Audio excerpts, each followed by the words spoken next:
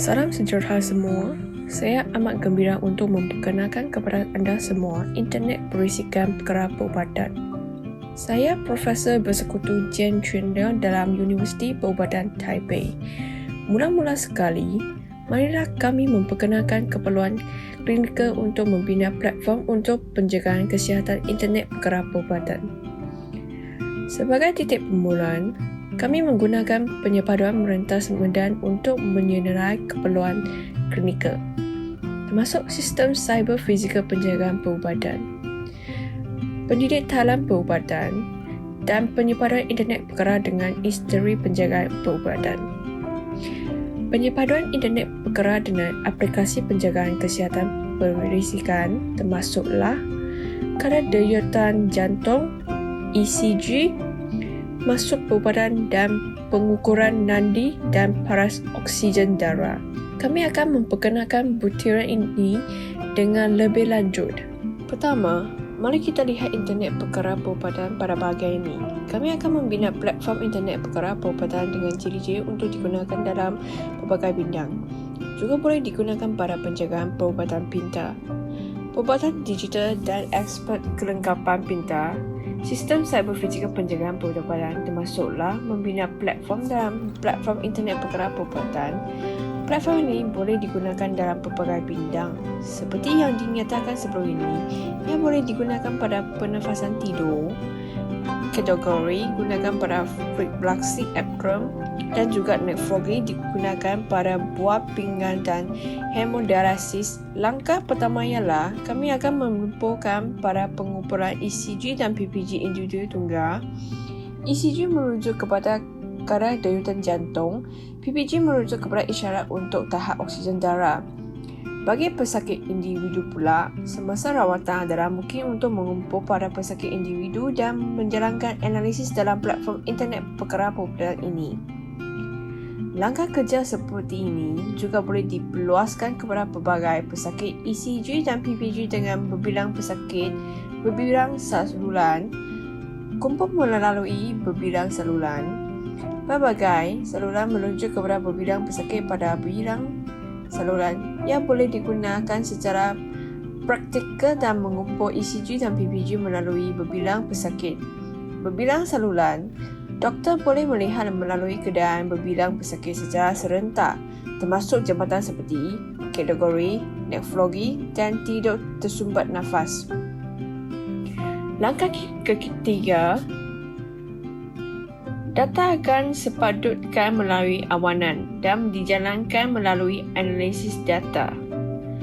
Langkah terakhir, doktor klinikal akan dimaklumkan untuk menjalankan jenis sebenar yang merupakan tindak balas langsung terhadap derajat pesakit dan maklum balas telus kepada doktor klinikal. Di pihak pencinta talan perubatan, cara tradisional untuk membuat temu janji dengan doktor akan menjadi lawatan doktor. Autotaksi, kemudian lalukan lawatan mengikut tahap pembintangan profesional doktor. Doktor memainkan peranan utama dalam bahagian ini. Pada masa kini, ia berbeza dengan konsep berorientasi rakyat.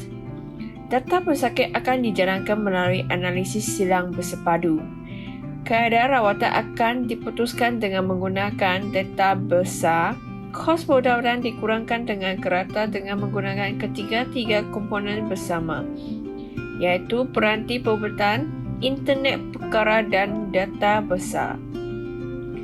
Merentas kawasan, merentas wilayah dan merentas rasa dengan mengintegrasikan seluruh bahagian profesional adalah mungkin untuk menembusi ekologi perubatan semasa dan keperluan semasa untuk menyokong sistem perubatan. Penerokan peraturan dan model operasi yang inovatif atas gabungan internet perkara dan industri perubatan, kita mesti menyediakan konstruk penuh petai nilai maklumat untuk memenuhi potensi internet perkara.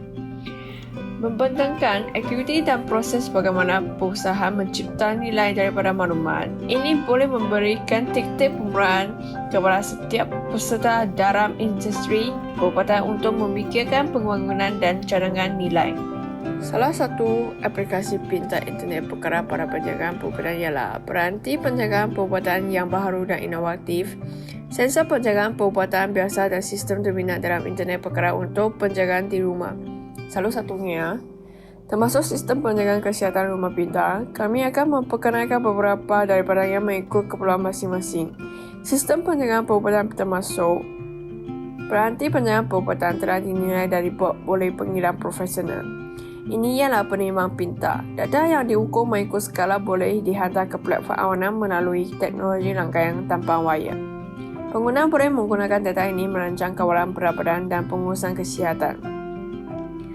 Produk seterusnya ialah Salon Bio Pintar. Aplikasi melalui platform seperti ini, ubat internet perkara dilengkapi dengan fungsi termasuk maklumat mengenai lokasi, rekod ubat, sistem dispersan dan paparan masa. Andaikan situasi apabila pesakit bersendirian di rumah, pesakit mungkin terlupa bila hendak mengambil ubat mereka dan jenis ubat yang perlu diambil. Ubat tekanan darah atau ubat jantung dan kardiovaskular. Dalam keadaan ini, kes Bio Pintar boleh menjadi bantuan besar dengan meramalkan sistem. Seterusnya ini ialah pemantau tekanan darah dalam talian. Pada internet perkara pemantau tekanan darah dalam talian, yang boleh membuat naik serta-merta maklumatnya pengukuran warga emas ke platform awanan. Ini menjadikan sama ada di hospital atau keluarga di rumah pun boleh memafahi dan pelajari hara tujuh tekanan darah warga emas mereka dengan mudah. Yang seterusnya ialah sensor tidur.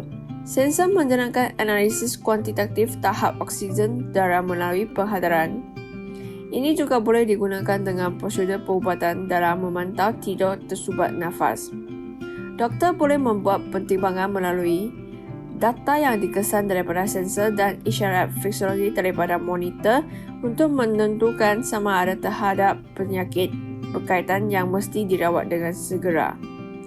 Produk biasa yang boleh dilihat pada internet perkara ialah gerang pintar. Gerang mengandungi dengan beberapa jenis chip sensor.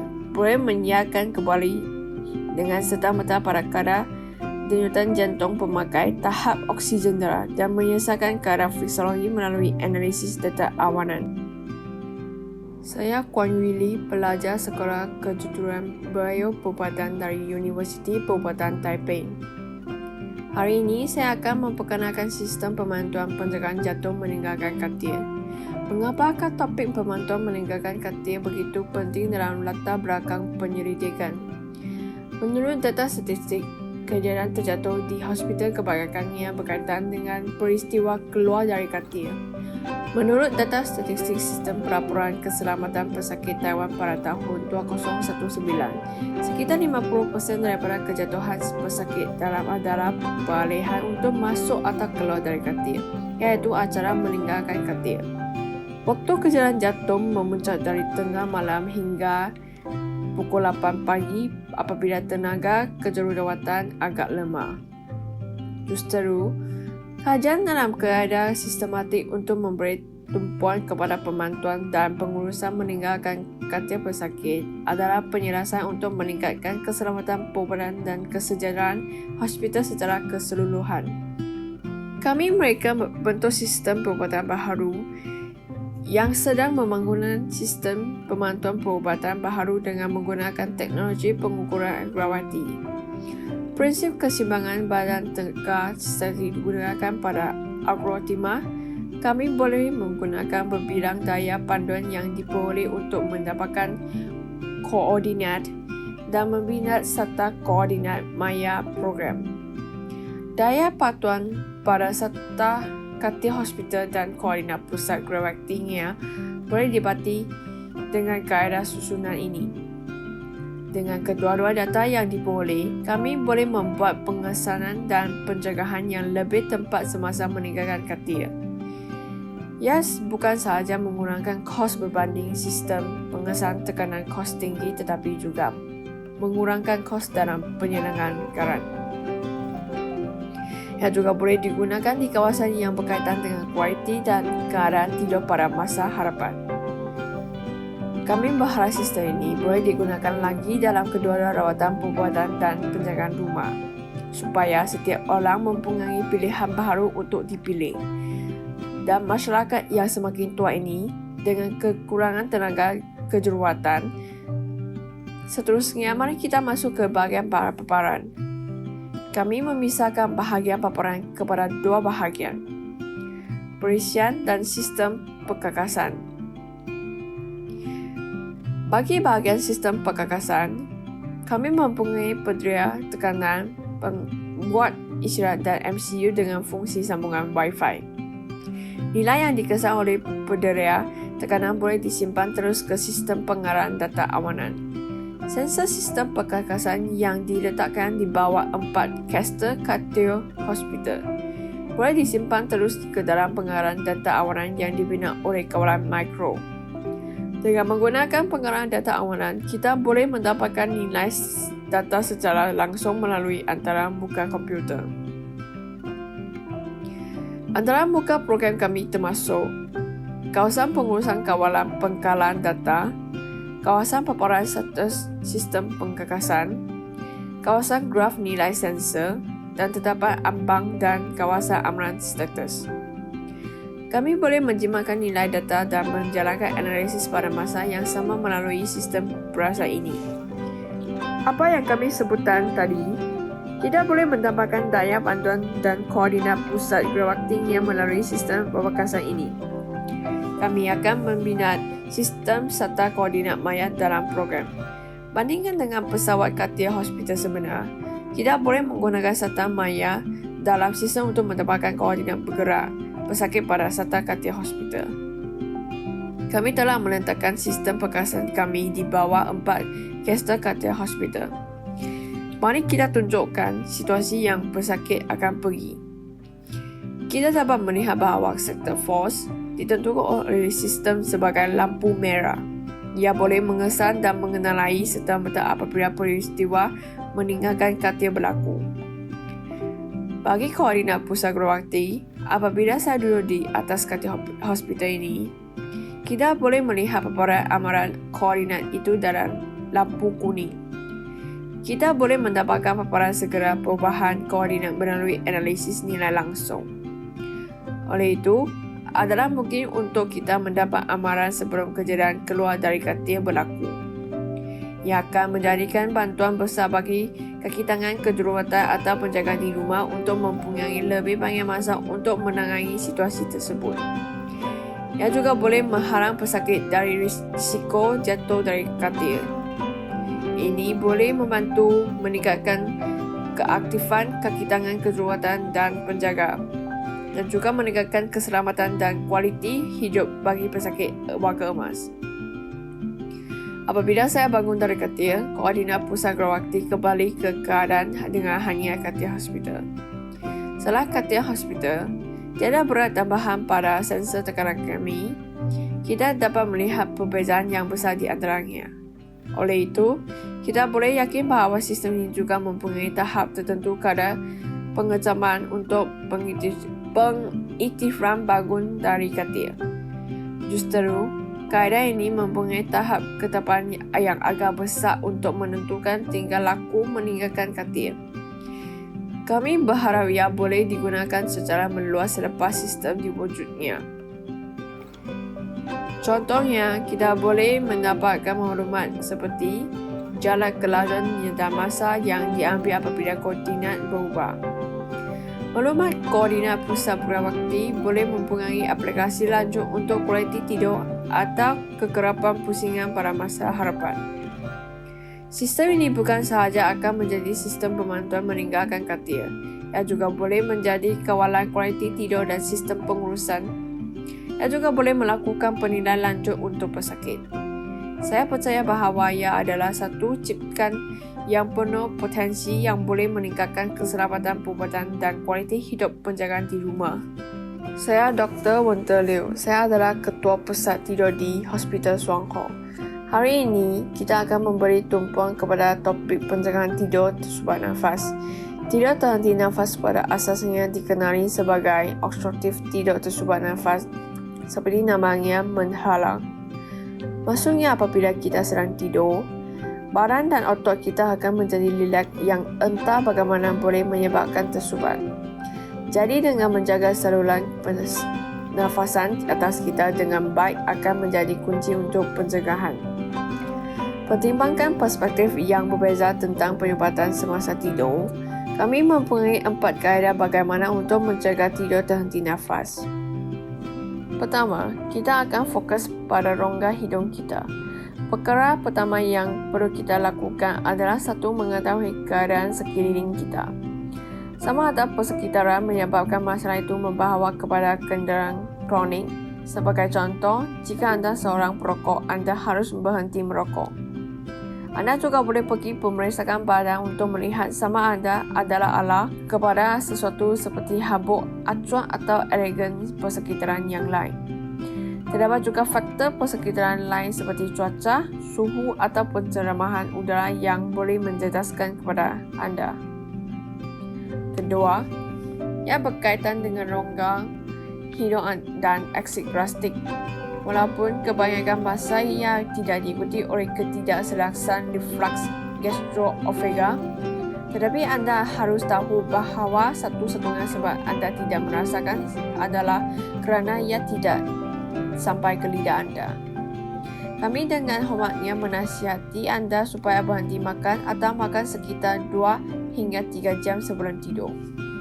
Jika anda terus tidur selepas makan, ini menunjukkan bahawa anda pasti akan berada dalam keadaan baring. Asid gastric kita akan mencapai peras yang tinggi selepas makan. Walaupun anda tidak akan berasa berasid kerana ia tidak sampai ke lidah anda, tetapi ia akan menyebabkan beberapa tindak belas reflux yang akan menghantar isyarat secara berterusan dari esophagus anda ke rongga hidung anda, disebabkan oleh asid gastric yang melangsang reseptor pada saraf vagus dalam esophagus anda. Justeru membawa kepada kesesakan dan kerongan otot bahagian atas. Seperti yang kami nyatakan bahawa kerongan otot membawa kepada penyumbatan yang dikenali sebagai tidur tersumbat nafas, asid gastric hanya akan memancangkan keadaan refleksi. Selain itu, ia juga boleh menyebabkan edema tekak. Sebagai contoh, untuk reflux akan membantu anda memahami dengan lebih jelas. Sebagai contoh, anda mungkin biasa dengan relaksi hidung berair dan air mata. Apabila mempunyai hidangan pedas seperti perut panas berempah, period panas pedas tidak melangsung rongga hidung anda yang membawa kepada tindak balas. Apa yang membawa kepada tindak balas reflux adalah saraf vagus dalam esophagus anda. Jadi, ingat jangan makan apa-apa sebelum tidur. Itu nasihat kedua. Bagi yang ketiga, kerap bersenam. Salah satu faedah untuk bersenam, vaskular dalam hidung kita akan mengecut apabila kita bersenam. Anda mungkin perasan bahawa ia akan bertambah baik dalam keadaan seperti hidung tersumbat dan kesesakan. Saya percaya setiap orang untuk mempunyai pengalaman yang sama. Apabila anda mengalami sesama dalam hidung berair dan tersumbat, pernafasan anda akan menjadi lebih lancar selepas senaman 5 hingga 10 minit. Nyatakan bahawa penggang pada rutin semalam harian juga merupakan cara untuk menjaga hidung dan juga memperbagi keadaan rongga hidung juga boleh membuat sesuatu untuk peningkatan dalam tidur terlepas nafas. Selain itu, masalah utama yang mudah dilupakan ialah air badan. Hasil penyelidikan 2009 menunjukkan bahawa pada waktu siang, kita sama ada berdiri atau duduk terlalu lama. Apakah yang berlaku apabila kita berdiri atau duduk terlalu lama? Air dalam badan kita akan terkumpul dalam beberapa tisu lembut bahagian bawah badan kita. Dalam otot kita contohnya, jantung kita terletak di bahagian atas badan kita dan darah perlu dipam ke bawah badan kita kemudian mengalir bawah kerana graviti. Dan kita memerlukan otot kita untuk melakukan kerja. Jika anda tidak mempunyai jumlah aktiviti fizikal harian yang tinggi, kemungkinan besar air dalam badan anda terkumpul dalam tisu lembut di sekeliling anggota bawah anda. Air hanya mengalir balik apabila anda berbaring di atas katil pada waktu malam. Siasatan mengenali aliran balik menunjukkan bahawa batuk akan meningkat sekitar 100 cc air yang boleh mengakibatkan kesesakan dan penyumbatan di saluran pernafasan atas.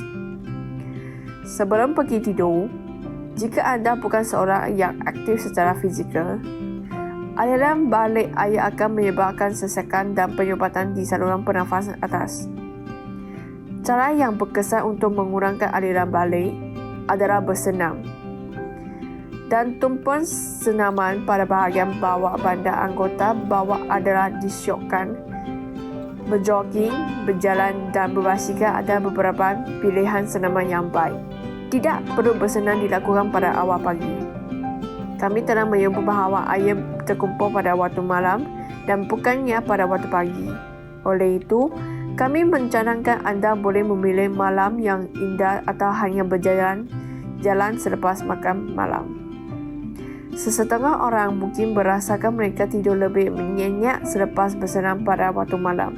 Senaman membuat badan anda melepaskan ketegangan, tetapi juga membantu dalam dehidrasi dan meningkatkan kualiti tidur.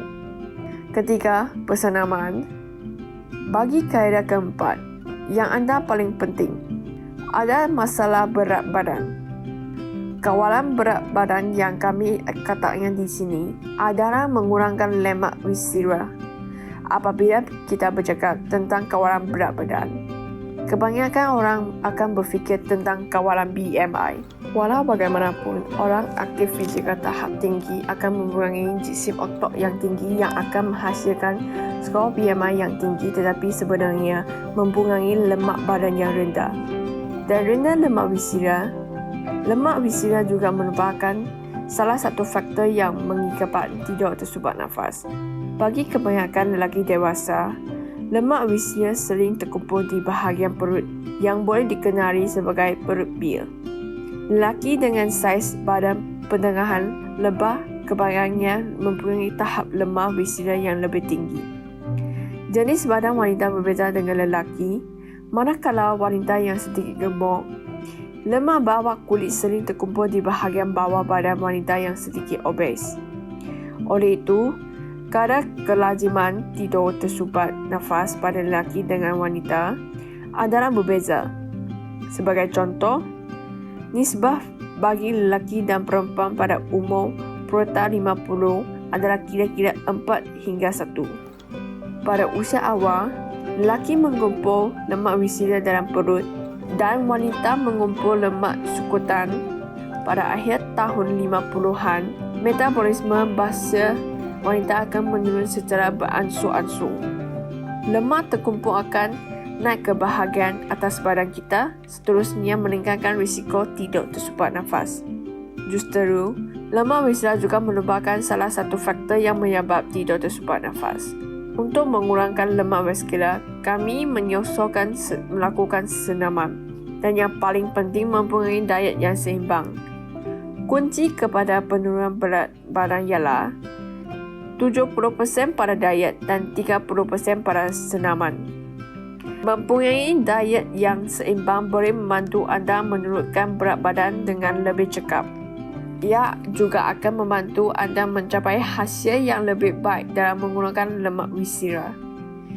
Ini adalah kaedah yang boleh anda lakukan untuk membagi atau mencegah tidur tersumbat nafas, yang agak mudah untuk dijalankan dalam kehidupan seharian. Itu sahajalah untuk hari ini. Terima kasih.